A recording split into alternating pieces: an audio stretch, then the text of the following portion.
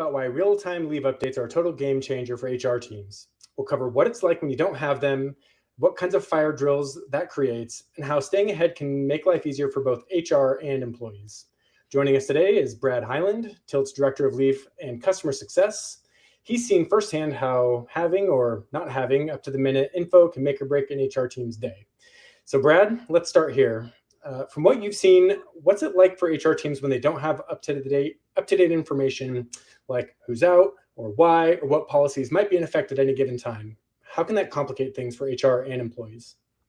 Yeah, I think it's a great question, Gabe. And I would say, generally speaking, there's a lot of different factors that come into play. So that could be one, that you might not know that employee is even out of the office at any given moment. So we all live in a very remote world at this point.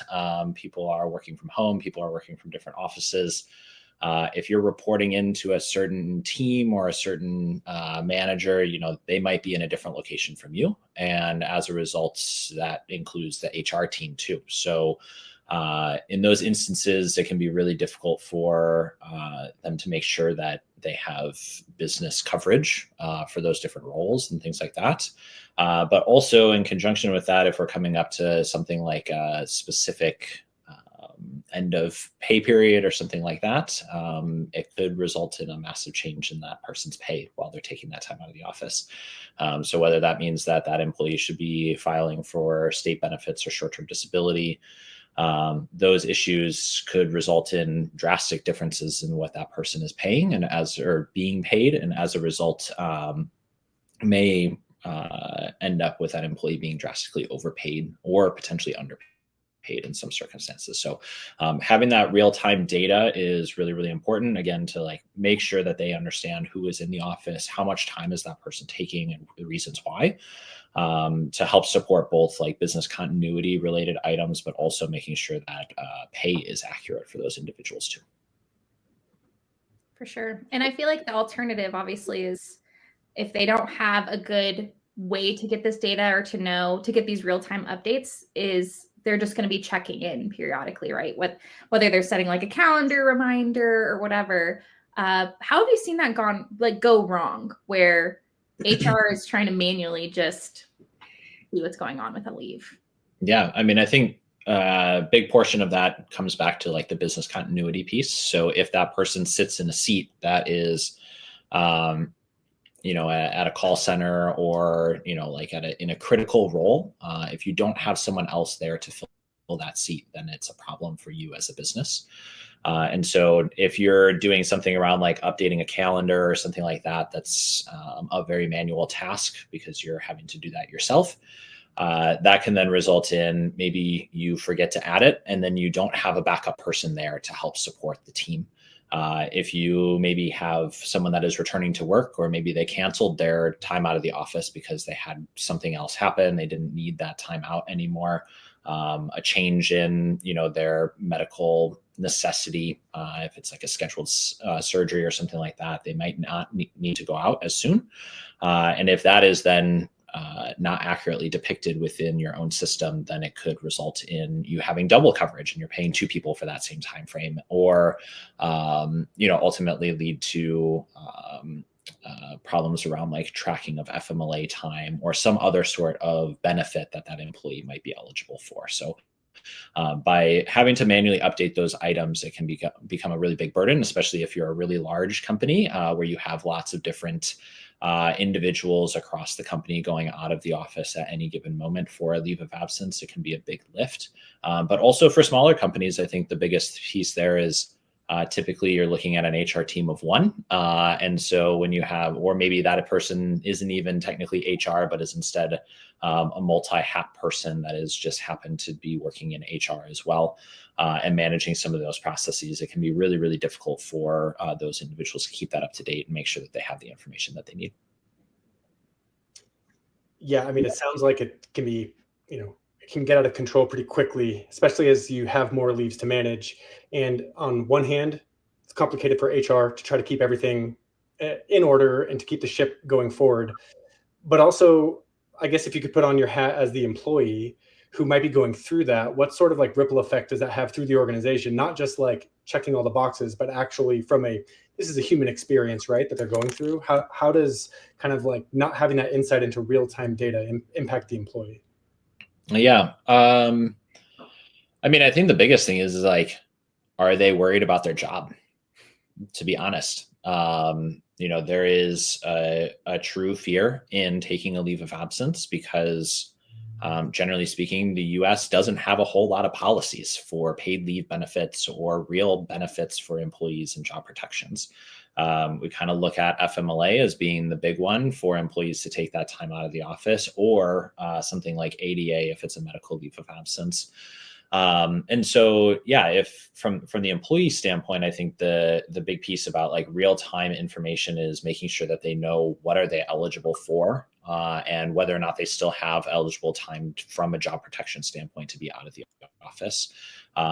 It can also come into play around like a company policy or something like that, where that employee may or may not be receiving paid leave during that time frame, or potentially other benefits like short-term disability again, or state benefit in which they may need to be applying for quickly. So by not having clear, concise knowledge of what those different benefits are, it can be really, really difficult for that employee to truly know what is a protected leave of absence versus something that is not.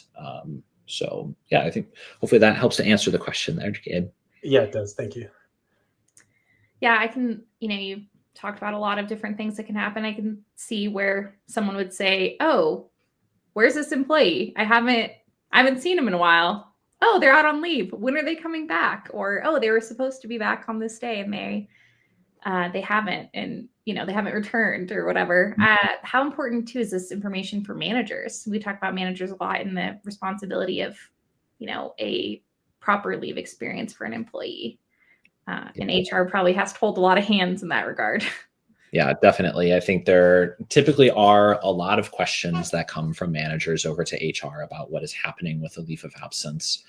In many cases, a manager might not be privy to all of the details, and in many cases is likely not because of HIPAA-related compliance issues and things like that we wouldn't want a manager to be knowing about diagnoses and things like that. So in many cases, that information is typically not shared with a manager, except for maybe leave dates or tentative leave dates and things like that. So having that real-time data is really, really important because, again, it's really into how do they make sure that their team is being staffed and accurately managing the workload that is happening. And so, yeah, it's super, super important for managers to stay up to date. I think that is also one of the advantages that we have with Tilt, is that we have the system in place where managers can see some of that detail directly within the system. So once any sort of like medical information is provided, we provide that directly over to managers within the system itself in a real-time status. So that is up to date as soon as that information is provided, and our team has been able to review that and approve and things like that. But again, I think from a managerial standpoint, as a team leader myself, it becomes really hard to know how do I need to bring in more headcount, or do I need to reshuffle how our team is managing things at any given moment to account for the different items that are happening across the team. And a team that is managing leaves of absence that also at times individuals need to take leave. It is important also for me to stay up to date on kind of what is happening with my own team to help support the others that are here during that person's leave of absence.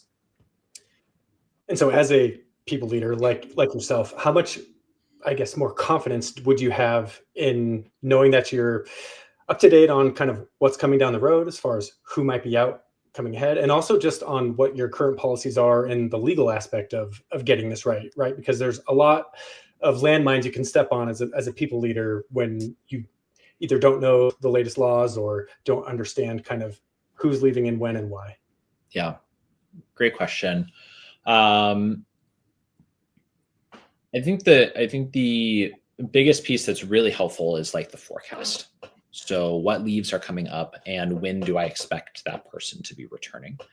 Because that then allows me to plan a little bit more for, do I need coverage from certain people at certain times? Do I need to make sure that we've got extra people here or there to account for certain tasks or certain projects and things like that? So having that foresight of, like what is the estimated start and what is the estimated end date is really, really important. And I think a lot of that also, Gabe, to your point, comes back to knowing what are those company policies and understanding how does that come into play with different leaves of absence themselves. So whether that means that your company offers something like a phased back to work approach or something like that after a parental leave, that's really beneficial to know, because while that isn't necessarily the direct leave of absence that person is taking, what it does provide is guidance around, okay, this person might only be working 3 days a week for the next 4 weeks in their phase back to work. So